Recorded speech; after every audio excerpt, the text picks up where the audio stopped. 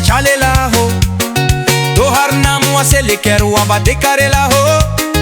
तोहर बिना ये दुनिया वाला गेला बिल्कुल सुनी बाहो। तोहर साथ हर दिन स्पेशल लगेला हमार वाइफ हुआ हो।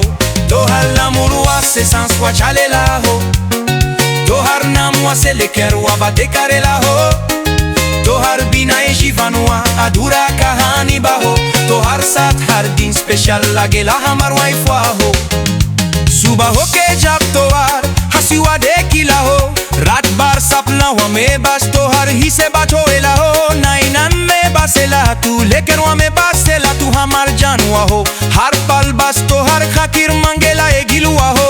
चांद हुआ से पूछिला रात हुआ के बाद हुआ सूरज हुआ से पूछिला दिन हुआ के जज्बात हुआ हो।